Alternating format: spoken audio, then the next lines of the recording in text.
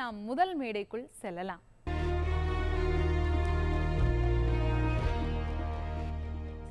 வாழ்க நிரந்தரம், வாழ்க தமிழ் மொழி, வாழிய வாழியவே. வானமலர்ந்தத நைத்து மலர்ந்திடு வன்மொழி வாழியவே. ஏழ்கடல் வைப்பினும் தன்மனம் வீசி இசைக்கொண்டு வாழியவே. எங்கள் தமிழ் மொழி, எங்கள் தமிழ் மொழி என்றென்றும் வாழியவே. சூழ்களி நீங்க தமிழ் மொழி ஓங்க துலங்குக வையகமே. தொல்லை வினைதரு தொல்லையகன்று சுடர்க தமிழ்நாடே. வாழ்க நிரந்தரம், வாழ்க தமிழ் மொழி, வாழிய வாழியவே. வானமலர்ந்தது அனைத்து மலர்ந்திடு வன்மொழி வாழியவே.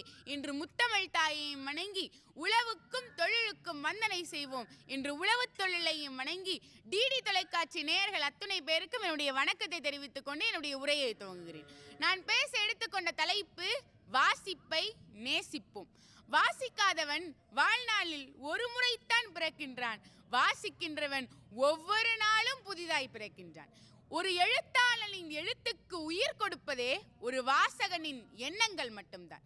வாசித்தால் உங்க பேங்க் பேலன்ஸ் வேணா ஏறாம இருக்கலாம், ஆனா உங்க பிரெயின் பேலன்ஸ் நல்லாவே அதிகரிக்கும்.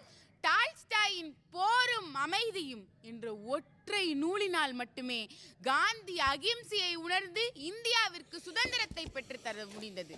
ஏன் இது மட்டுமா, அலெக்சாண்டரின் உலகையே ஒற்றை குடையில் ஆள்வதற்கு காரணம் அவருக்கு வாசிப்பு பழக்கம் இருந்ததால் மட்டும்தான். இன்று நீங்களும் புத்தகத்தை கையில் எடுங்கள், நாளையே உலகமும் உங்கள் கையில் வரும், அலெக்சாண்டரின் வாழ்க்கையை போல.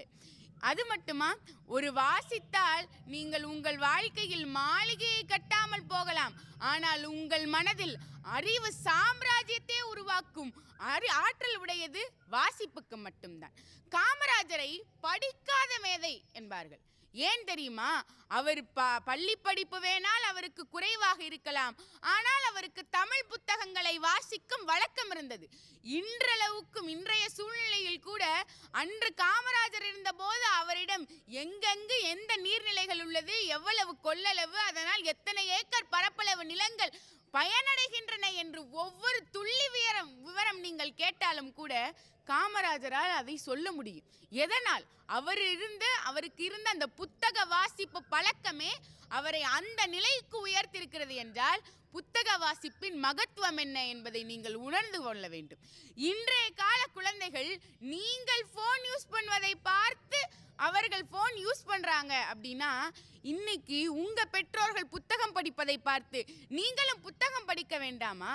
ஸ்வைப், ஸ்க்ரோல், ட்ரோல் என்று போய்கொண்டிருக்கும் இந்த சமுதாயத்திலிருந்து கொஞ்சம் மாறி வாசி நேசி, வாழ்க்கை ரொம்ப ஈஸி என்ற கோட்பாட்டுக்கு வாருங்கள். கம்முன்னு போற உங்க வாழ்க்கையெல்லாம் உண்மையாகவே ஜம்முன்னு போகும். வாசிப்பை நேசிக்க பழகுங்கள். ஒரு வாசகன் ஒரு சிறந்த சுற்றுலா பயணி போல்தான். எப்படி ஒரு சுற்றுலா பயணி ஊரெங்கும் சுற்றி திரிவானோ, அதே போல சிலம்பு படிக்கும் போது மதுரையில் கண்ணகியோடு மதுரை தெருவில் நடந்து செல்கின்றான். ஏன் பொன்னியின் செல்வன் படிக்கும் போது வந்தியத்தேவனோடு சோழ நாட்டு ஆற்றில் படகேறுகிறான். பாரதியை படிக்கும் போது எரிமலையாய் புயலாய் மழையாய் வெடித்து சிதறுகிறான். இப்படி ஒவ்வொன்றாய் சொல்லிக்கொண்டே போகலாம். இதெல்லாம் என்ன மாயம்? ஒரு புத்தகத்தை படித்தால் ஒரு இடத்திற்கே சென்று விடலாமா என்று கேட்காதீர்கள். இது எழுத்தின் மாயம், வாசிப்பின் மகத்துவம். சொன்னால் புரியாது, உணர்ந்தால் என்றுமே மறக்காது என்பதை நினைவில் வைத்துக் கொள்ளுங்கள். நூலைப்படி, சங்கத்தமிழ் நூலைப்படி, முறைப்படி நூலைப்படி, காலையில் படி, கடும்பகல் படி, மாலை இரவு பொருள்படும் படி, கற்பவை கற்கும்படி வள்ளுவன் சொன்னபடி கற்கத்தான் வேண்டும். அப்படி கல்லாதவர் வாழ்வதெப்படி?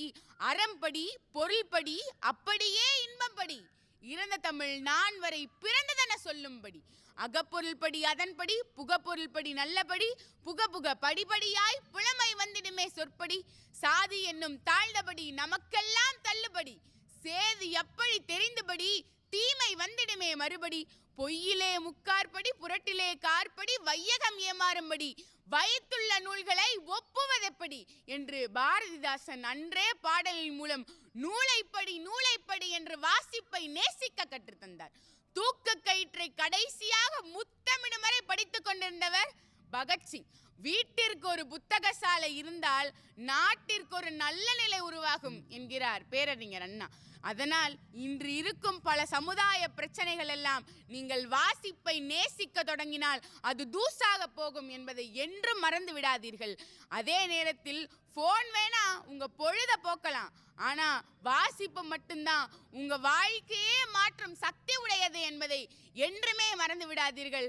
வாசிப்பை நேசியுங்கள் என்று ஆணித்தரமாக யோசியுங்கள் என்று கூறி விடைபெறுகிறேன். நன்றி, வணக்கம்.